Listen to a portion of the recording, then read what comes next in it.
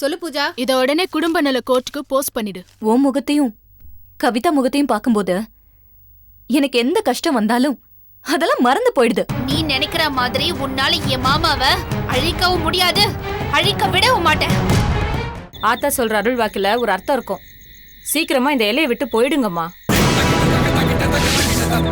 கையல் ஹாஸ்பிட்டல்ல இருந்து டிஸ்சார்ஜ் ஆகி வீட்டுக்கு வந்த விஷயமே நாங்க இங்க வந்ததுக்கு அப்புறம் பாட்டி சொல்லிதான் எங்களுக்கே தெரியும். என்னடி உன் புருஷனை காப்பாத்துறியா? அண்ணி வேண்டாம், நாங்களே போயிடுறோம்.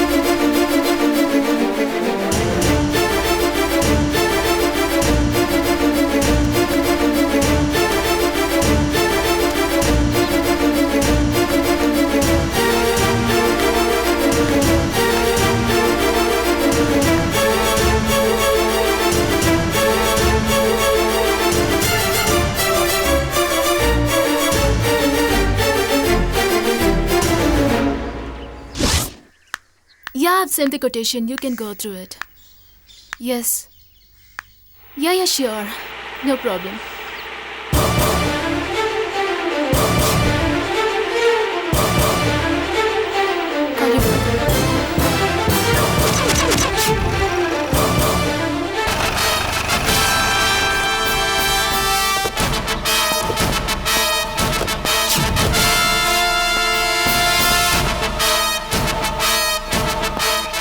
வாங்க மேடம்.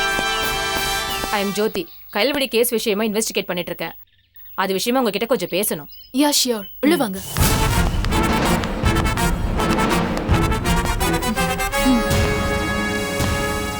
சொல்லுங்க madam. How can I help you? இறந்து போன கைல்விழி உங்க கம்பெனில கொஞ்ச நாள் வேலை பார்த்திருக்காங்க.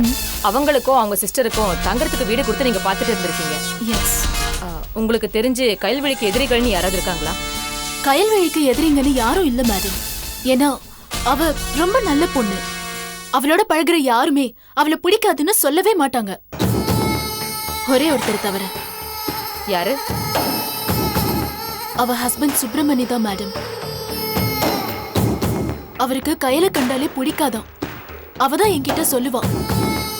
விசாரிச்சேன். அவரை கைல்வழி போய் சொல்லி கல்யாணம் பண்ணிக்கிட்டதுனாலதான் அவருக்கு அவங்கள பிடிக்கலன்னு சொன்னாங்க. இருக்கலாம் மேடம்.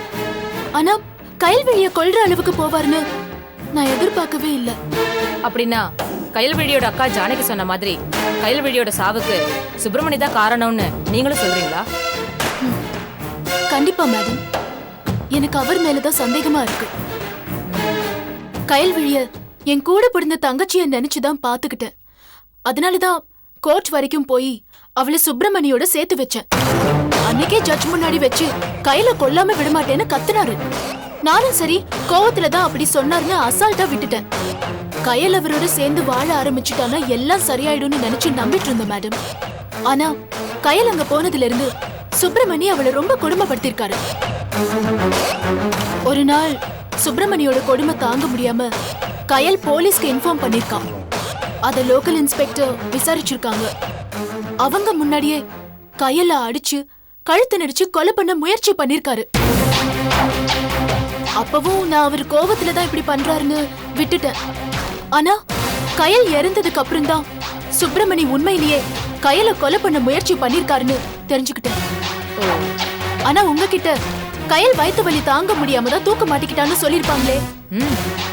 அவளுக்கு ஒரு வாரமா வயிற்று வலி இருந்திருக்கு.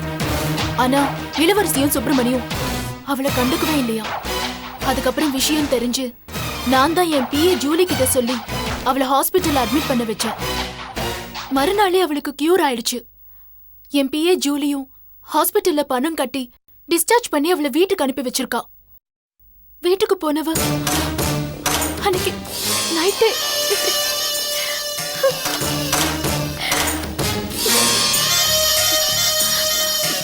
நாங்க ஹாஸ்பிட்டல்ல பேமெண்ட் கட்டின ரெசிப்ட் எடுத்து காட்டுறேன், கொஞ்சம் பாருங்க.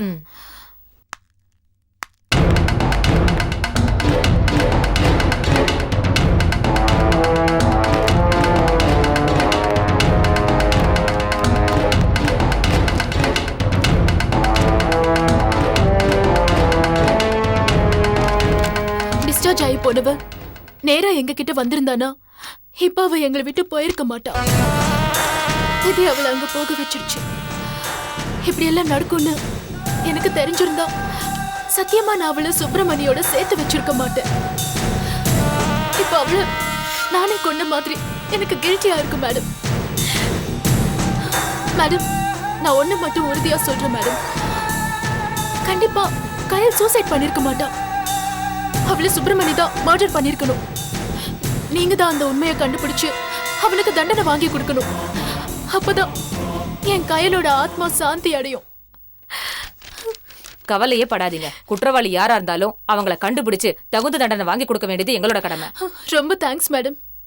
தேவைப்பட்டா நான் மறுபடியும் உங்களை வந்து பார்க்க வேண்டியிருக்கும். ஓகே மேடம், தாராளமா வந்து பார்க்கலாம். நீங்க எப்ப வேணாலும் வந்து என்ன பார்க்கலாம்.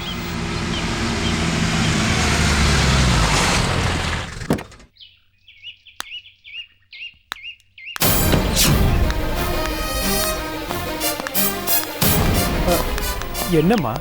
அப்பா ஒன்னும் இல்லப்பா, நம்ம கயல்வழி கேஸ் விஷயமா என்கொயரி பண்ண வந்திருக்காங்க. மேடம், எங்க அப்பா. ஹலோ. ஹலோ. ஏன் மேடம், கயல்வழி அந்த சுப்பிரமணி தான் கொன்னுட்டதா பேசிக்கிறாங்களே, உண்மையா? நான் தான் சொன்னேனேப்பா, சுப்பிரமணி தான் இதை பண்ணிருப்பான்னு. யாரை நம்புறது யாரை நம்ப கூடாதுன்னு ஒண்ணுமே தெரியல. பார்க்க நல்லவ மாதிரி இருக்காங்க, பண்றதெல்லாம் ஐயக்கத்தனம். ஓகே சார், நான் சரிங்க கிளம்புறேன். மேடம்.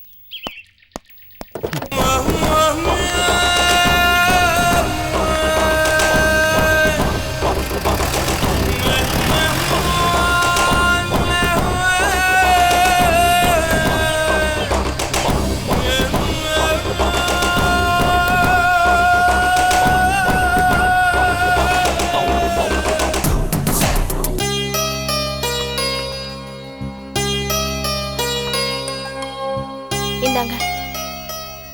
என்னங்க, நம்ம குட்டிமாக்கு இன்னும் உடம்பு சரியாகல. ஒரே இருமல் ஃபீவரா இருக்கு. டாக்டர் கிட்ட கூட்டிட்டு போனா பரவாயில்லன்னு தோணுது. ஏன் நைட் மருந்து கொடுத்தியே, இன்னும் சரியாகலையா என்ன? ஆமாங்க, எந்த பிரயோஜனமும் இல்ல. அதான் டாக்டர் கிட்ட கூட்டிட்டு போலான்னு சொல்றேன். ஐயோ, ஏன்னா லீவ் போட முடியாது லீலா. அதான் என்ன பண்றதுன்னு யோசிக்கிறேன். நீ ஒன்று பண்ணு, பக்கத்தில் யாராவது பொம்பளைங்க இருந்தா அவங்கள கூட்டிட்டு டாக்டர் கிட்ட போயிட்டு வந்துறியா? எனக்கு இங்க யாரும் அவ்வளவு பழக்கம் இல்லைங்க. ஆனா பக்கத்து வீட்டு அக்கா தான் கொஞ்சம் பழக்கம். அவங்கள கூட்டிட்டு போறதை விட நீங்களே வந்தா நல்லா இருக்கும். ஐயோ, என்னால் திடீர்னு லீவ் போட முடியாதே. அப்போ நான் ஒன்று பண்ணுறேன், சாயந்தரம் டியூட்டி முடிஞ்சு வந்ததும் டாக்டர்கிட்ட கூட்டிகிட்டு போகிறேன். என்னது டியூட்டியா? அதான் ஆஃபீஸ் முடிஞ்சு வந்ததும் கூட்டிகிட்டு போகிறேன்னு சொன்னேன். ஏன்னா வரவழியில் ஒரு டாக்டரை பார்த்தேன், அவரும் சாயந்தரமாக தான் இருப்பார். வந்து கூட்டிகிட்டு போகிறேண்ணே. அது வரைக்கும் நேற்று கொடுத்தே மருந்து, அதுலேயே இன்னொரு டோஸ் கொடு என்ன? சரி, சீக்கிரமா வந்துடுங்க. வந்துடுறேன். அம்மா மருந்து கொடுப்பாங்களாம், சமத்தா சாப்பிடணுமா. சாயந்தரம் வந்து அப்பா டாக்டர்கிட்ட கூட்டிகிட்டு போவேணாம், சரியா? டாடா, வரேன்.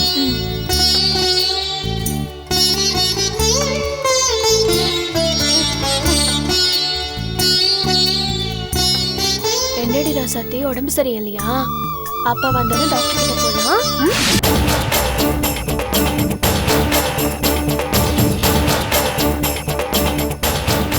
என்ன தாயி இது?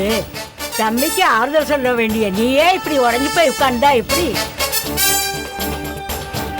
அந்த ஜானகி கழுதைக்கு புத்தி அவ்வளோ தாமா, அதான் அப்படி பேசி இருக்கிறான். அதுவும் இல்லாம அவளுக்குன்னு இருந்த ரத்த உறவு கயல்வழி மட்டும்தான். அவ செத்து போனதை தாங்கிக்க முடியாம ஒரு கோபத்துல பேசுற வார்த்தை தான் தாயி இது. கோவத்துல என்ன வேணும்னாலும் பேசலாமா பாட்டி? நாங்க ஏதோ கயல்வழிய திட்டம் போட்டு கொன்னது மாதிரியே பேசுறாங்க. விளையா, கோபத்துல அவங்க பேசுனத மனசுல வச்சுக்காத. ஒரு 2-3 நாள் பணம் எல்லாம் சரியாயிரும் ஐயா. இல்ல பாட்டி, ஏற்கனவே ஆறுமுக மாமா சாவுக்கு நாங்க தான் காரணம் நினைச்சு இவ்வளவு நாள் எங்க கிட்ட சண்டை போட்டுட்டு இருந்தாங்க. இப்ப அவங்க தங்கச்சி கையில நாங்க தான் கொண்டுட்டோம் நினைச்சிட்டு இருக்காங்க. எங்க மேல தப்பு இல்லைன்னு அவங்க என்னைக்குதான் புரிஞ்சுக்க போறாங்க தெரியல. அவ சொன்னா சொல்லிட்டு போறா. நீங்க 2 பேரும் ஏன் வருத்தப்படுறீங்க தாயி? அந்த திமிரு பிடிச்சவ வைத்திய வல்ல தான் செத்தான்னு சாமிக்கே தெரியும். நீங்க 2 பேரும் எதையும் நினைச்சு கலங்காதீங்க தாயி.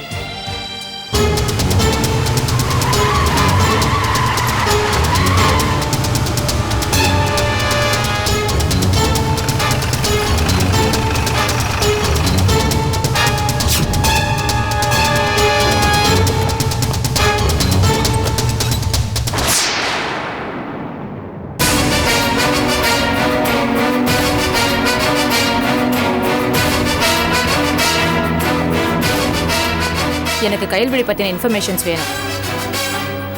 கேளுங்க மேடம். கயல்விழி வயிற்று வலி தாங்காம ஹாஸ்பிட்டல் அட்மிட் ஆனது 16ஆம் தேதி, டிஸ்சார்ஜ் ஆனது 17ஆம் தேதி. அவங்க வயிற்று வலி குணமானதுக்கு அப்புறம் தான் டிஸ்சார்ஜ் ஆனாங்களா இல்ல கட்டாயப்படுத்தி யாராவது டிஸ்சார்ஜ் பண்ணீங்களா?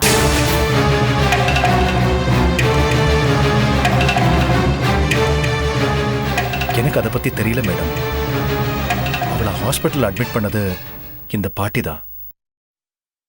இவங்க யாரு? உங்க சொந்த பாட்டியா? இல்ல மேடம், இவங்களுக்கு சொந்தம்னு சொல்லிக்க வேற யாரும் இல்ல. ஒரு கோயில்ல வச்சுதான் நாங்க பார்த்தோம். இவங்களோட நிலைமையை பார்த்துட்டு நாங்க தான் வீட்டுக்கு கூட்டு வந்தோம். எவ்வளவு நாளா இங்க இருக்காங்க? 1 மாசமா இங்கதான் இருக்காங்க. ஓகே, நாங்க இந்த பாட்டி என்கொயரி பண்ணணும். அவங்க ஸ்டேஷன் வரைக்கும் வந்துட்டு வரட்டும். பாட்டி என்கொயரி பண்ண போறீங்களா?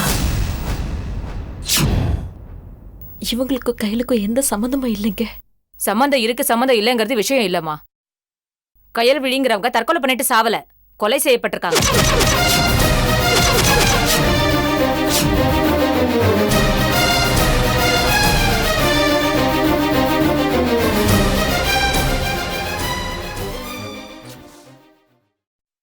என்ன மேடம் சொல்றீங்க? எஸ், பயாப்சி ரிப்போர்ட் அப்படி சொல்லுது. கையல் தூக்கு மாட்டிட்டு தொங்கின சமயத்துல இந்த அம்மா தான் இந்த வீட்டுல இருந்திருக்காங்க.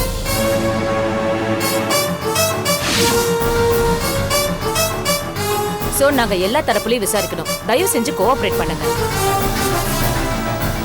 Okay madam. அப்படின்னா எங்க பாட்டியை நீங்க இங்கேயே வச்சு விசாரிக்கலாமே. ஏன் ஸ்டேஷன் வரைக்கும் கூட்டு போறீங்க? இங்க பாருங்க சுப்பிரமணி, எனக்கு ஆர்டர் போட வேண்டியது நீங்க இல்ல, என்னோட மேலதிகாரிங்க. என்ன தேவையில்லாம டென்ஷன் பண்ணாம இந்த பாட்டியை என் கூட அனுப்பி வைங்க. இல்ல என்கொயரிக்கு வரலன்னு இந்த பாட்டியையும் வரவிடாம தடுத்ததுக்கு உங்களையும் நான் அரெஸ்ட் பண்ண வேண்டியிருக்கும். பாட்டி என் கூட வாங்க. விசாரணை முடிஞ்சதை நானே இவங்களை அனுப்பி வைக்கிறேன். சரி மேடம். பாட்டி வாங்க. போங்க பாட்டி, போயிட்டு வாங்க.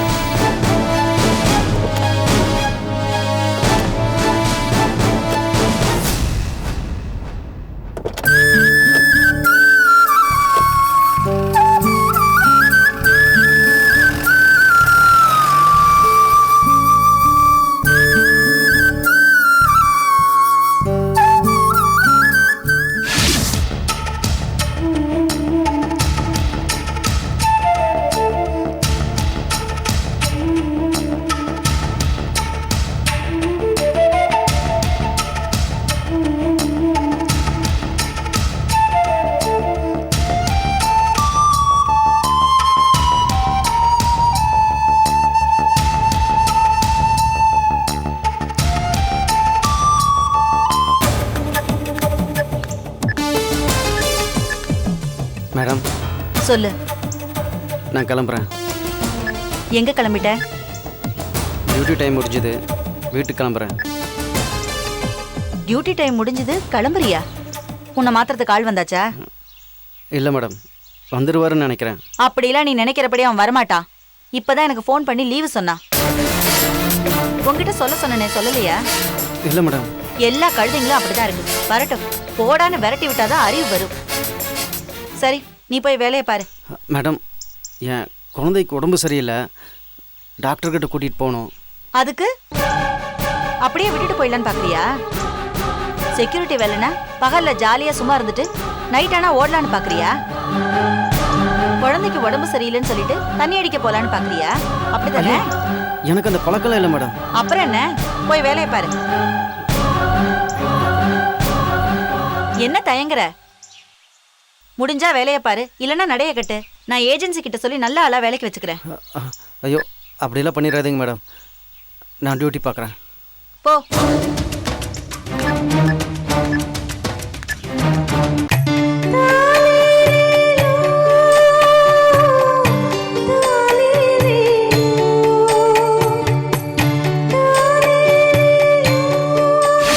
சொல்லுங்க பாட்டி, அந்த வீட்ல என்ன நடந்துச்சு? இங்க பாருங்க பாட்டி, நீங்களா உண்மையை சொன்னீங்கன்னா உங்களை விட்டுருவோம். இல்ல கயல்விழியோட சாவுக்கு நீங்க தான் காரணம்னு சொல்லி உங்களை உள்ள தூக்கி போட்டுருவோம். ஐயோ அப்படி எல்லாம் பண்ணிடாதீங்கம்மா, நான் தெரிஞ்ச உண்மையெல்லாம் சொல்லிடுறேன். சொல்லுங்க. சுப்பிரமணி ரொம்ப நல்லவருமா, ஆனா கைவிழி கிட்ட மட்டும் ரொம்ப கோவப்படுவாரு. ஏன்னு எனக்கு முழுசா தெரியாதுமா. நான் வந்து கொஞ்ச நாள் தான் ஆகுது. எனக்கு தெரிஞ்ச வரைக்கும் சுப்பிரமணி கயல் கடுத்தல தாலி கட்டி குடும்பம் நடத்தலன்னு சொல்லி கயல்விழி கோர்ட்ல கேஸ் போட்டிருக்கா. என்ன கோர்ட்ல கொண்டு போய் நிறுத்திட்டாளேன்னு சொல்லி சுப்பிரமணி அடிக்கடி கோவப்பட்டு அவளை அடிப்பாரு. அவரோட கோபம் இந்த அளவுக்கு போகணும்னு நான் நினைக்கலம்மா. சத்தியமா நான் நினைச்சு கூட பார்க்கலமா. கயல்விழிய கண்டாலே சுப்பிரமணிக்கு பிடிக்காது. ஆனா கொஞ்ச நாளா சுப்பிரமணி கயல் கூட சண்டையே போடல. அவ கூட பேச்சுவார்த்தை இல்லைன்னாலும் அவன் மேல ரொம்ப அக்கறை இருக்க மாதிரி நடந்துகிட்டாரு. ஒரு நாள் என்கிட்ட கையில ஆப்பிள் பழம் நறுக்கி தர சொன்னா. நானும் சரின்னு நறுக்க போனேன். திடீர்னு சுப்பிரமணி வந்து என்னை தடுத்து நானே நறுக்கி தரேன்னு சொல்லி பாக்கெட்ல இருந்து புது கத்தி எடுத்து நறுக்கினாரு. புது கத்தில ஏதோ ரசாயன வாடை அடிக்கிற மாதிரி தெரிஞ்சுது. என்ன தம்பி, கத்தில ஏதோ வாடை அடிக்குதேன்னு கேட்டேன். புது கத்தி அப்படித்தான் இருக்குன்னு சொல்லிட்டாரு. நானும் அவர் நறுக்கி கொடுத்த பழத்தை எடுத்துக்கிட்டு போய் கயல்விழி கிட்ட கொடுத்தேன். அது சாப்பிட்ட மறுநாள் கயல்விழி வயிறு வலி தாங்க முடியாம துடிச்சு போயிட்டா. அப்புறம் எனக்கு ஒன்றும் புரியல. சரி பால் காய்ச்சி கொடுக்கலாமேன்னு பால் எடுத்து ஆத்திக்கிட்டு இருந்தேன். அப்பவும் சுப்பிரமணி வந்து ஒரு பொடியை கொடுத்து இத பால்ல கலந்து கைலுக்கு கொடுன்னு சொன்னாரு. இது என்ன தம்பின்னு கேட்டேன். சத்துப்பொடி பாட்டி, இத சாப்பிட்டா வயிற்று வலி போயிடும்னு சொன்னாரு. நானும் அந்த பொடியை கலக்கி கைலுக்கு கொடுத்தேன். அதை குடிச்ச அன்னைக்கு தான் ரொம்ப வயிற்று வலி வந்து துடிக்க ஆரம்பிச்சுட்டா. அவளை ஆஸ்பத்திரி கூட்டிட்டு போவாங்கன்னு பார்த்தா சுப்பிரமணி இளவரசியும் கண்டுக்கவே இல்லை. அப்புறம் நான் தான் ஆஸ்பத்திரி கூட்டிட்டு போய் சேர்த்தேன். யாரோ பூஜான்னு ஒருத்தங்கிட்ட வேலை பார்த்தாலாம். அவங்க ஆளுக தான் வந்து ஆஸ்பத்திரிக்கு பணம் கட்டி பாத்துக்கிட்டாங்க. சரி, ஹாஸ்பிட்டல்ல இருந்து கையில் வீட்டுக்கு வந்தது என்ன நடந்தது? என்ன நடந்தது எனக்கு தெரியாதுமா. ஆனா இளவரசி வீட்டுல இல்ல, சுப்பிரமணி மட்டும்தான் இருந்தாரு. கயல் வந்ததும் சுப்பிரமணி கிட்ட ஏதோ கேட்க சுப்பிரமணி கோவப்பட்டு பேச பெரிய வாக்குவாதமே நடந்தது. கொஞ்ச நேரத்துல வாக்குவாதம் பெருசாகி சுப்பிரமணி அடிக்க ஆரம்பிச்சிட்டாரு. நான் போய் தடுத்து பார்த்தேன். எங்க குடும்ப விஷயத்துல தடையிடாதன்னு சொல்லிட்டாரு. நானும் வெளியே போயிட்டேம்மா. அப்புறம் நான் வெளியே வரும்போது கயல்விழி என்னை விட்டுருங்க மாமா, நான் தெரியாம பேசிட்டேன்னு சத்தம் போட்டேன். அது மட்டும்தாம்மா எனக்கு அடிச்சு. அதுக்கப்புறம் என்ன நடந்துச்சுன்னு எனக்கு தெரியாதுமா. நான் வெளியே போயிட்டு வந்து பார்த்தா இளவரசி கையிலுக்கு சாப்பாடு எடுத்துக்கிட்டு போனா. கதவை திறந்து பார்த்ததும் இளவரசி கத்துனா. என்னன்னு பார்த்தா கையில தூக்கில தொங்கிட்டு இருந்தாமா. எனக்கு தெரிஞ்ச வரைக்கும் இந்த அம்மா நடந்துச்சு. சரிங்க பாட்டி, நீங்க கிளம்புங்க. அம்மா, நான் சொல்றேன்னு தப்பா எடுத்துக்காதீங்கம்மா. பொம்பளை புள்ள இறந்து போச்சேங்கிற வேதனையில தாம்மா இதெல்லாம் உங்ககிட்ட சொல்லிட்டேன். தயவு செய்து நான் தான் சொன்னேன்னு சுப்பிரமணிக்கோ இளவரசிக்கோ இதெல்லாம் சொல்ல வேண்டாமா. தெரிஞ்சா என்ன கொன்னே போட்டுருவாங்கம்மா. கவலைப்படாதீங்க பாட்டி, இந்த விஷயம் எங்களை தவிர வேற யாருக்கும் தெரியாது. தைரியமா போயிட்டு வாங்க.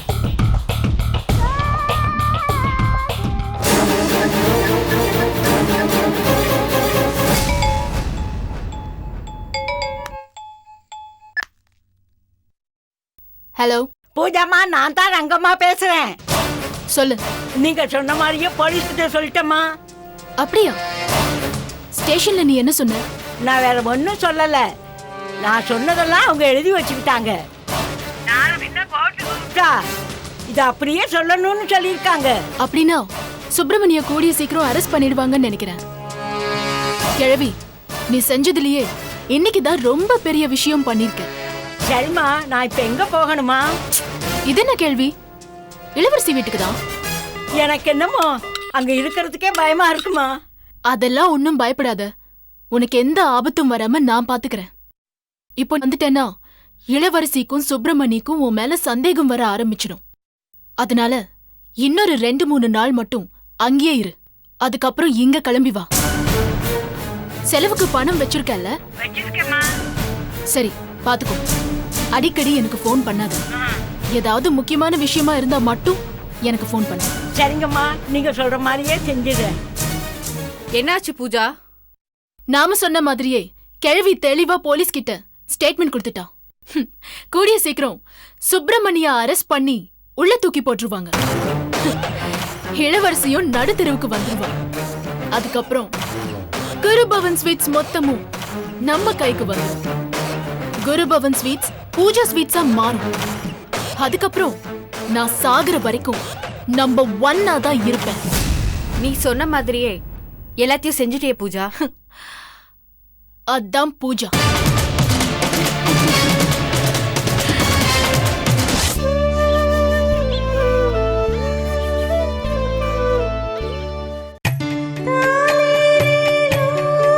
அப்பா வந்ததும் நம்ம 3 பேரும் டாக்டர் பார்க்க போவோமா?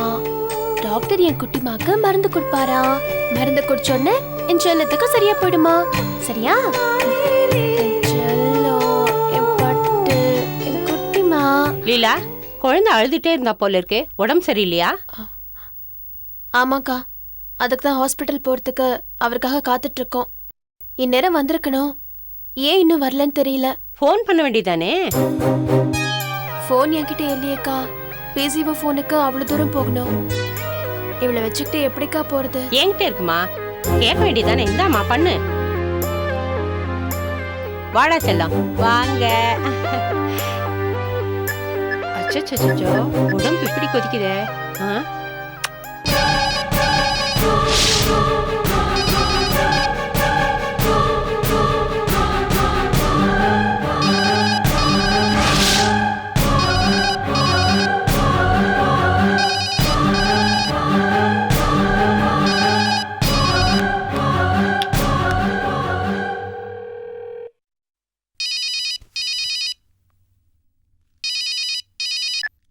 ஹலோ, நான் லீலா பேசுறேங்க. யாருங்க? லீலா பேசுறேங்க. என்னது செல்போன் நம்பரா இருக்கு? அது பக்கத்து வீட்டாக்கா ஃபோன்ல இருந்தா பேசுறேன்.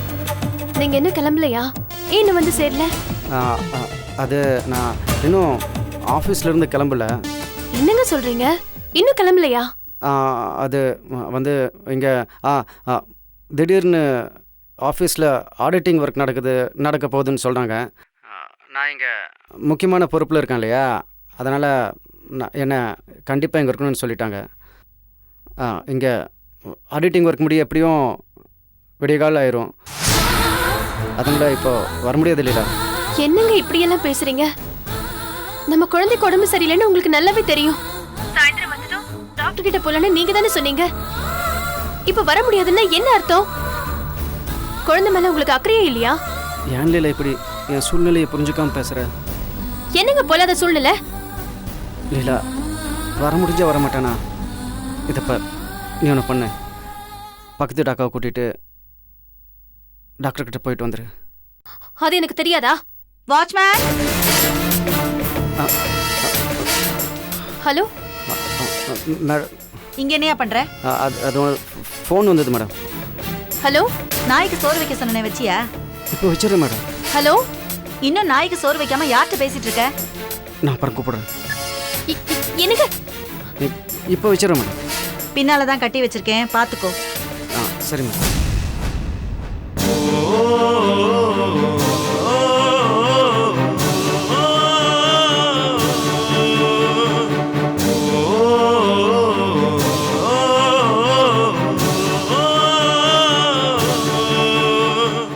அவருக்கு ஆபீஸ்ல ஏதோ ஆடிட்டிங் இருக்கா, நைட்டு வர முடியாதுன்னு சொல்றாருக்கா. அவர் வரலன்னு என்ன, நான் இருக்கல்ல, நான் கூட்டிட்டு போற ஹாஸ்பிட்டலுக்கு வா போலாம். குழந்தைங்க விஷயத்துல இப்படி அஜாக்கிரதையா இருக்க கூடாது. கிளம்பு போலாம்.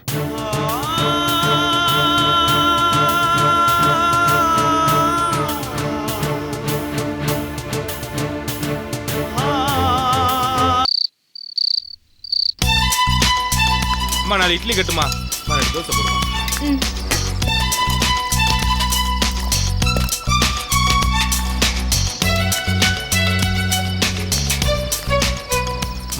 இந்தாங்க. டிஃபன் ரொம்ப நல்லா இருந்துச்சுமா. என் வயிறும் நிறைஞ்சிருச்சு, என் மனசும் நிறைஞ்சிருச்சு. நான் வரேம்மா. நன்றிங்க. என்னங்க சாம்பார்? ஒரு ஆம்லெட் போடு. அகிலா, இன்னொரு ஆம்லெட்.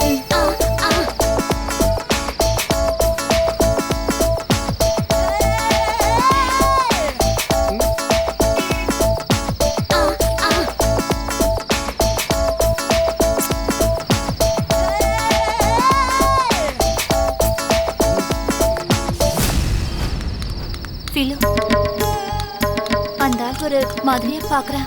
யாரு? அதோ அங்க சைடுல உட்கார்ந்திருக்கானே அவன்தான். இது புடி புடி.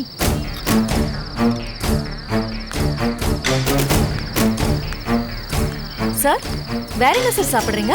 கோழிங்களா? இல்ல சார், அந்த மாதிரி ஐட்டம்லாம் இப்போதைக்கு இல்ல. ஹாஃப் பாயில் ஆம்லெட் இருக்கு, ஏதாவது சாப்பிடுறீங்களா? ஒண்ணுக்கு 3 கோழி இருக்குல்ல, ஒண்ணு அமுச்சு வேண்டியதானே? எந்திரா முதல்ல. என்ன திமிரு?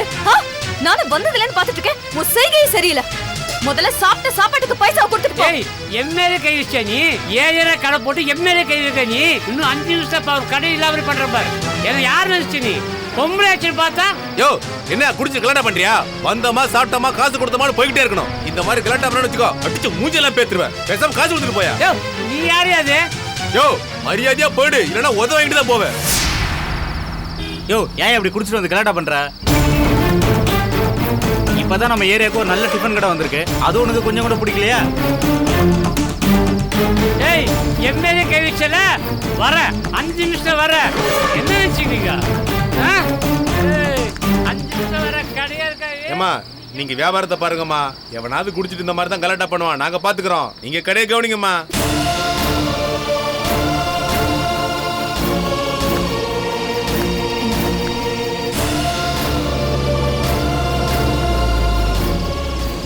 நம்ம கடைக்கு கார்ல எல்லாம் சாப்பிட வராங்க.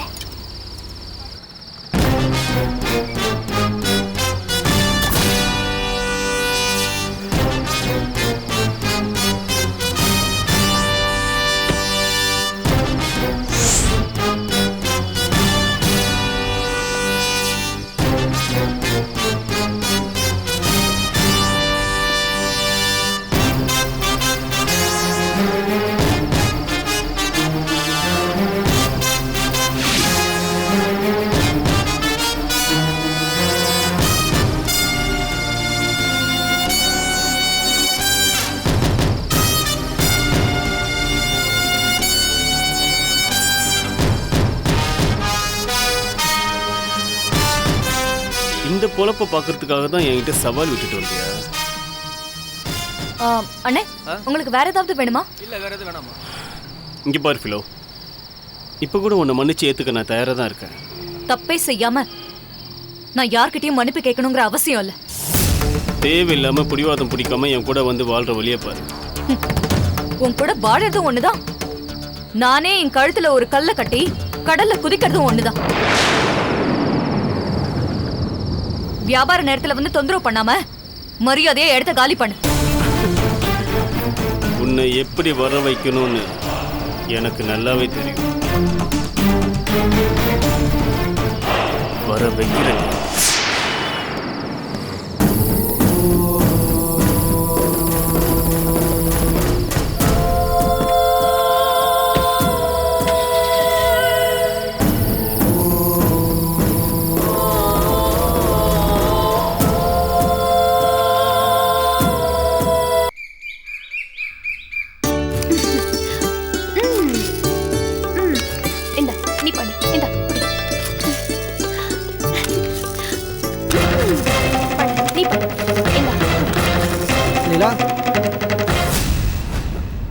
குட்டிமா, எப்படா இருக்க? எது கை தட்டி விட்ட? வேற என்ன பண்ண சொல்றீங்க? உங்களுக்கு தான் எங்க மேல அக்கறை இல்லையே. குழந்தைக்கு உடம்பு சரியில்லைனாலும் உங்களுக்கு வேலை தானே முக்கியம். ஏன் இப்படி எல்லாம் பேசுற? பின்ன எப்படி பேச சொல்றீங்க? நாங்க உயிரோட இருந்தா உங்களுக்கு என்ன, செத்தா உங்களுக்கு என்ன? உங்களுக்கு வேலை தானே முக்கியம். இல்ல, எனக்கு மட்டும் உங்க மேல அக்கறை இல்லையா என்ன? வர முடியாத சூழ்நிலை, புரிஞ்சுக்கோ. அப்படி என்ன பொல்லாத சூழ்நிலை? ஏன் உங்க ஆபீஸ்ல இருக்கிறவங்களும் மனுஷங்க தானே? குழந்தைக்கு உடம்பு சரியில்லைன்னு சொன்னா அவங்க புரிஞ்சுக்க மாட்டாங்களா?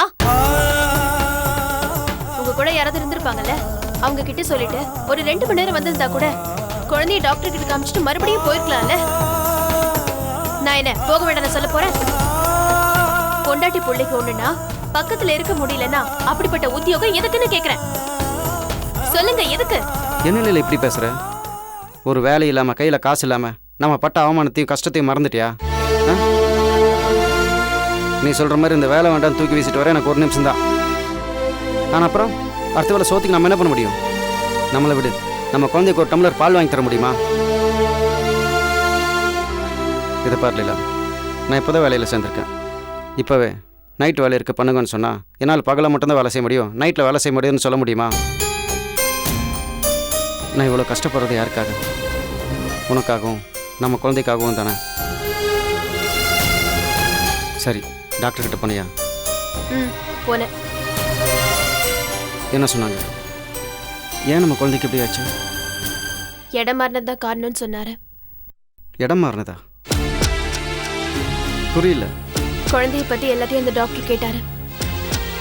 அப்ப குழந்தை செல்வபாண்டி வீட்டுல இருந்ததை பத்தியும் அங்க வசதியா வாழ்ந்ததை பத்தியும் சொன்னேன். இப்ப நம்ம வீட்டு சூழ்நிலை பத்தியும் சொன்னேன். அங்க நம்ம குழந்தை ஏசி கட்டில் மெத்தன நல்ல சூழ்நிலையில வசதியா இருந்துட்டு, காத்து வசதி கூட இல்லாத வீட்டுல நல்ல சாப்பாடு இல்லாத சூழ்நிலையில கஷ்டப்படுது. அதனால வந்த பிரச்சனை தான் சொன்னாரு. அந்த செல்வபாண்டி நல்லவனோ கெட்டவனோங்க, நம்ம குழந்தைய நல்லபடியா வச்சிருந்தான். நம்ம குழந்தையும் ராஜா வீட்டு குழந்தை மாதிரி இருந்தது. ஆனா அது தலையெழுத்து, நம்மளோட சேர்ந்து அதுவும் கஷ்டப்படுது. பேசாம நம்ம குழந்தை அங்கேயே இருந்திருக்கலாங்க.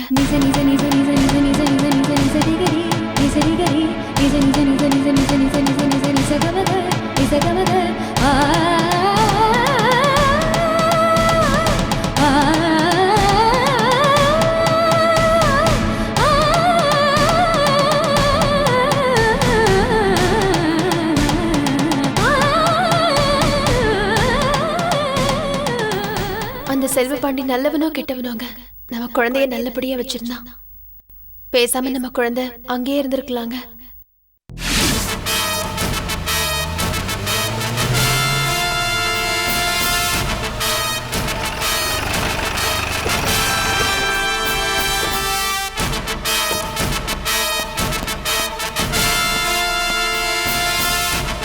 உங்க 2வது மனைவி கைல்வெளியை கொலை செஞ்ச குற்றத்துக்காக உங்களை அரெஸ்ட் பண்ண வந்திருக்கோம்.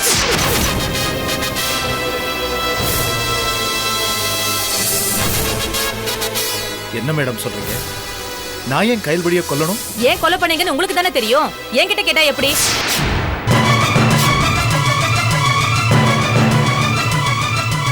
மேடம், நீங்க எங்க ஜானகி அண்ணி சொன்னதை வச்சு என்ன அரெஸ்ட் பண்ண வந்திருக்கீங்கன்னு நினைக்கிறேன். அவங்க என் மேல இருக்கிற கோபத்துல தான் அப்படி சொன்னாங்களே தவிர நான் கைல்வெளியை கொலை பண்ணல மேடம்.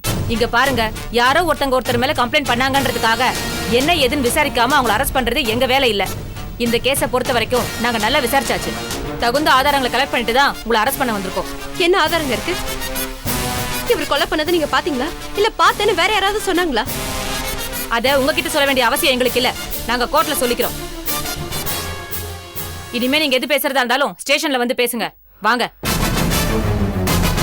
வாங்க வாங்க.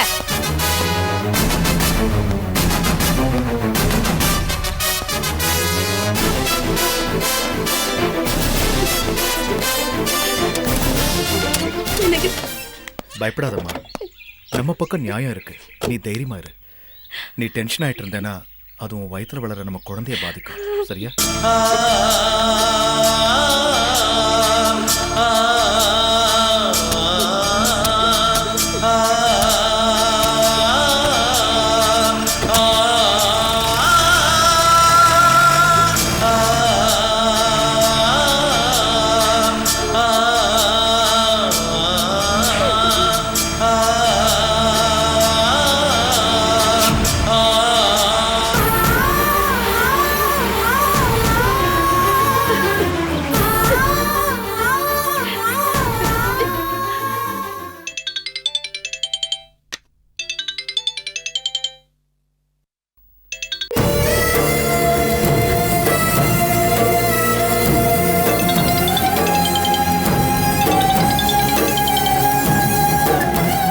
சொல்லுங்க அண்ணி.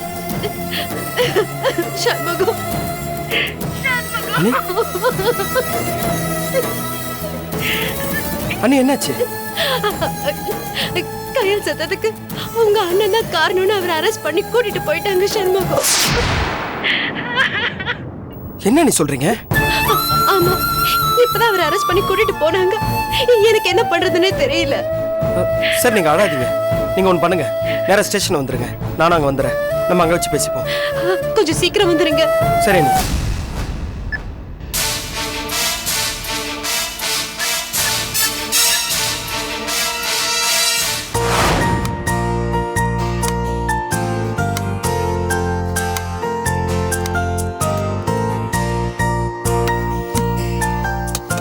என்னடா இன்னும் முட்டைக்கோசை கட் பண்ணலையா? இன்னும் 5 நிமிஷம் முடிஞ்சிருச்சு. சரி, அகிலா எங்க? மாவு அரைச்சிட்டு இருக்கா. இந்த வேலையில நான் பாத்துக்கிறேன், நீ போய் படிப்போ. என்ன பிலோமினா, எங்க காலேஜ் ப்ரொஃபஸரோட மோசமா இருக்க. எப்ப பாரு படி படின்னு சொல்லிட்டே இருக்க. இன்னைக்கு தலை குனிஞ்சு படிச்சாதான் நாளைக்கு தலை நிமிர்ந்து நடக்கலான்னு பெரியவங்க சொல்லிருக்காங்க. அதே பெரியவங்க தான் அளவுக்கு மீறினால் அமிர்தமும் நெஞ்சுன்னு சொல்லிருக்காங்க. அமிர்தமே நெஞ்சாகும் போது படிப்பு மட்டும் ஆகாதா என்ன? சோ எதுவா இருந்தாலும் அளவோட தான் இருக்கணும். சரிங்க டீச்சர். ஏய், நாங்க கஷ்டப்பட்டு மாவரைச்சிட்டு இருக்கேன், நீங்க 2 பேரும் அரட்டை அடிச்சிட்டு இருக்கீங்களா? என்னவோ நீயே கஷ்டப்பட்டு மாவு அரைக்கிற மாதிரி சொல்ற. கிரைண்டர் அரைக்கிறதுல வேடிக்கை பார்க்கறது உனக்கு ஒரு கஷ்டமா? என்ன சிரிப்பு சத்தம்லாம் பலமா இருக்கு? வாங்க சூர்யா. பரவாயில்லங்க, உள்ள வாங்க.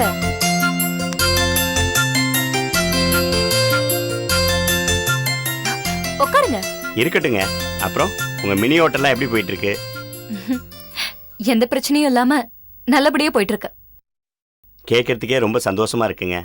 அப்புறம் உங்க எல்லாருக்கும் ஒரு குட் நியூஸ்.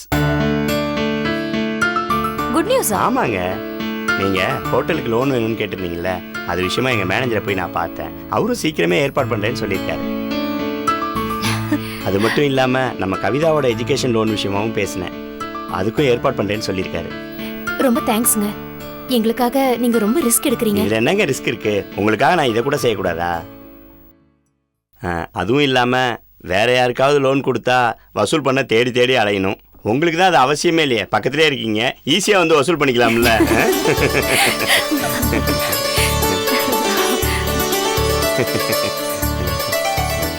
ஃபிலோ, இவர் எஜுகேஷன் லோன் சொன்னதுக்கு அப்புறம் தான் ஞாபகம் வருதே. நாளைக்கு தான் காலேஜ் ஃபீஸ் கட்டுறதுக்கு எனக்கு லாஸ்ட் டேட். ஞாபகம் இருக்கு கவி. இன்னைக்கு நைட்டு வியாபாரம் முடியட்டும், வர பஸ்ஸலையும் அப்படியும் பத்தலைனா முன்ன பின்ன புரட்டி ஃபீஸ கட்டிடலாம். ஃபீஸ் எவ்வளோங்க? 5000. உங்களுக்குலாம் ஆட்சேபணம் இல்லைன்னா அந்த பணத்தை நான் தரலாமா? கடனாதாங்க. உங்களுக்கு எப்ப பணம் கிடைக்குதோ அப்ப திருப்பி கொடுத்துருங்க. பரவாயில்லங்க, இன்னைக்கு ஒரு நாள் டைம் இருக்குல்ல, நாளைக்கு எப்படியாவது ஃபீஸ கட்டிடுவோம். சரிங்க. இதுக்கப்புறம் ஏதாவது உதவி வேணும்னா தயவு செஞ்சு தயங்காம என்கிட்ட கேளுங்க. சரிங்களா? சரிங்க, நான் கிளம்புறேங்க.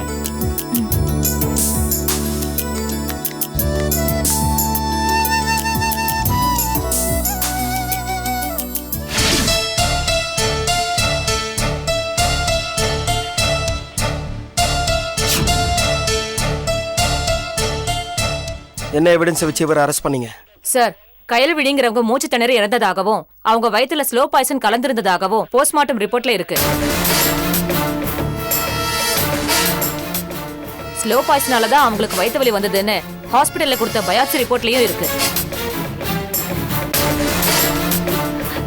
அது மட்டும் இல்ல சார், கயல்விழிக்கு ஸ்லோ பாய்சன் கொடுத்ததே இவர்தாங்கிறதுக்கு ஆதாரமும் எங்க கிட்ட இருக்கு.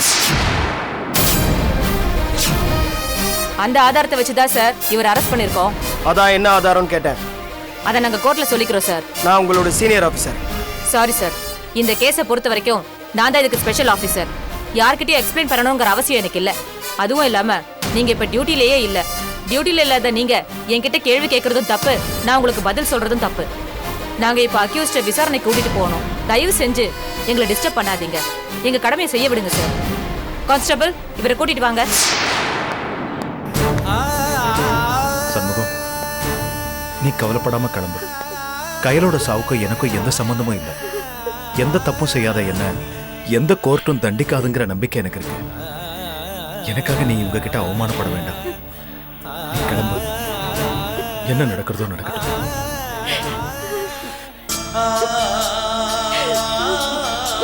போயிட்டு வரேம்மா. பத்ரம், குழந்தை பத்ரம்.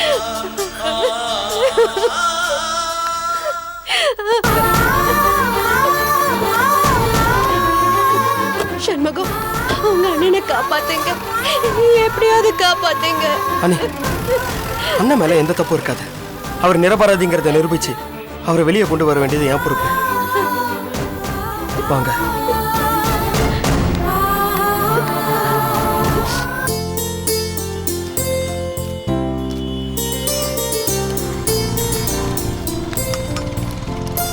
ஃபிலோ, இன்னும் ஒரு 1500 ரூபாய் சேர்ந்துருச்சுன்னா கவிதாவோட காலேஜ் ஃபீஸை கட்டிடலாம். நீ கவலையே படாத, கலெக்ஷன் ஆயிடும். இந்தாம்மா.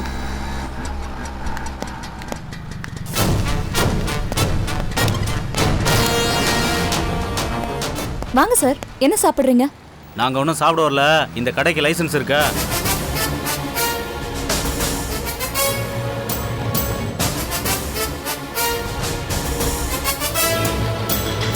என்னம்மா திரு திருன்னு முழிக்கிற? லைசன்ஸ் இருக்கா இல்லையா?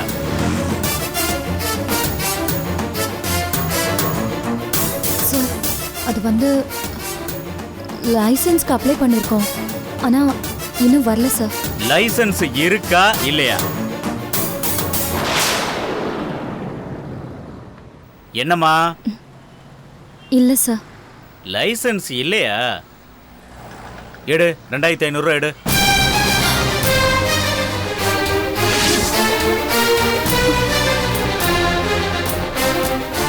எடுன்ற.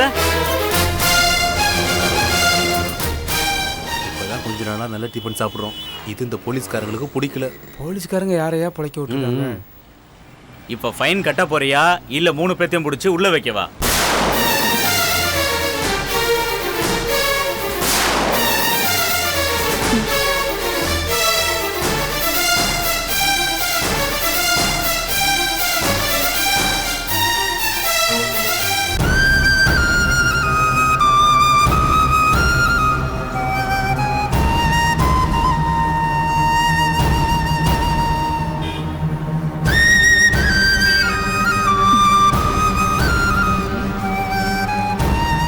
ஏடையா, அந்த ஆளுங்களை கூப்பிட்டு வண்டியை ஸ்டேஷனுக்கு தள்ளிட்டு சொல்லு. நான் நீங்க கேட்ட ஃபைனை கொடுத்துட்டேனே. அது லைசன்ஸ் இல்லாம கடை நடத்தினல, அதுக்கு லைசன்ஸ் வந்ததும் ஸ்டேஷன்ல காமிச்சிட்டு வண்டி எடுத்துருப்போம்.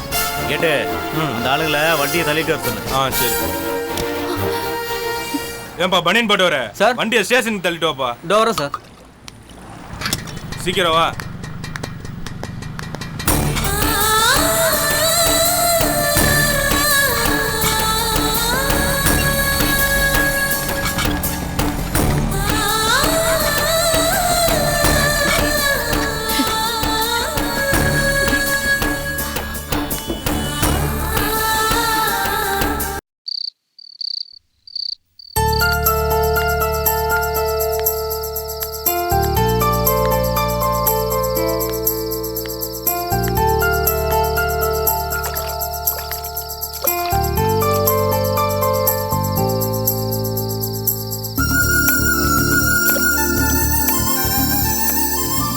என்னங்க திடீர்னு ஃபேனோட வரீங்க?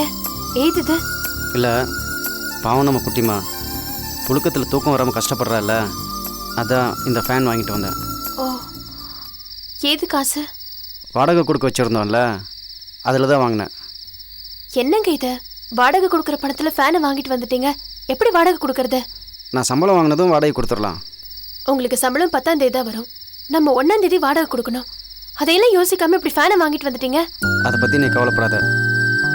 என் குழந்தைக்கு என்ன தேவையோ அதான் வாங்கிட்டு வந்திருக்கேன். என்னால் வேணாம் அந்த செல்வப்பாண்டி மாதிரி நம்ம குழந்தைய ஏசியில் தூங்க வைக்க முடியாமல் இருக்கலாம், ஆனால் இந்த ஃபேன் காற்றுல தூங்க வைக்க முடியும். காலையில ஏதோ ஒரு ஆதங்கத்துல நம்ம குழந்தை அங்க இருந்தா நல்லா இருக்கும்னு சொன்னேன். அது ஏன் தப்பு தான். அதுக்காக நம்ம சக்திக்கு மீறி ஃபேன் வாங்கிட்டு வந்திருக்கீங்க. இல்லை இல்லைலா, எனக்கு சக்தி இல்லைங்கிறதுக்காக என் குழந்தைய என்னால் கஷ்டப்பட வைக்க முடியாது. இனிமேல் என் குழந்தைக்காக நான் நிறைய சம்பாதிக்கணும், பெரிய ஸ்கூலில் படிக்க வைக்கணும், நேரத்துக்கு ஒரு ட்ரெஸ் போடணும், பெரிய பங்களாவில் வாழணும். இந்த மாதிரி எவ்வளோ ஆசைகள்லாம் இருக்குது. இந்த ஆசையெல்லாம் நிறைவேறுங்கிற நம்பிக்கை எனக்கு இருக்குது. எனக்கும் அந்த நம்பிக்கை இருக்குங்க.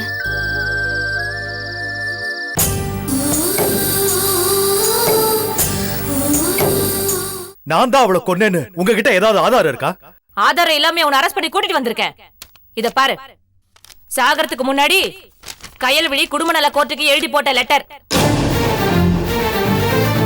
இந்த லெட்டர் மட்டும் இல்ல, நீ கயல்விழிய கொன்னத நேர்ல பார்த்த சாட்சியே இருக்கு. உங்க அண்ணன் சுப்பிரமணி கேஸ நீங்க விசாரிக்க கூடாதுன்னு சொல்லி கோர்ட்ல ஸ்டே வாங்கியிருக்காங்க.